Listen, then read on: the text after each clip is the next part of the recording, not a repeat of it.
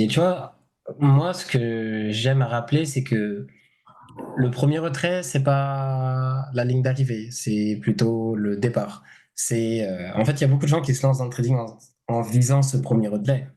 Mais pour moi, si t'aimes le foot, par exemple, bah, ton premier retrait, bah, ça y est, t'as mis le maillot du club et là, tu vas pouvoir entrer sur le terrain. C'est là où le match commence. Tu commences à jouer. Et en fait, tu vois, pour pouvoir jouer au foot, par exemple, au niveau national, être bon, c'est pas suffisant. Faut être excellent. Et quand tu es dans le top, c'est là où tu dois te démarquer de tous les autres top players. Et pourquoi je te fais ce parallèle? Parce qu'il faut bien que tu te rappelles que si tu regardes les stats, sur 100% des gens qui s'inscrivent dans une prop firme, par exemple, on va dire Top Step, seulement 2% des gens arrivent à avoir un compte financé.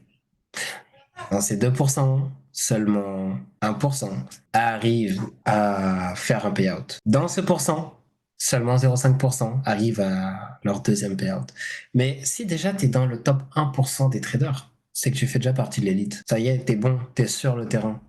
Mais maintenant, il faut garder sa place de titulaire à temps plein. Et en gros, il faut juste pas baisser les bras, mais je vais pas dire que t'as fait le plus dur, t'as pas fait le plus dur. Mais tu as déjà parcouru le plus long en termes.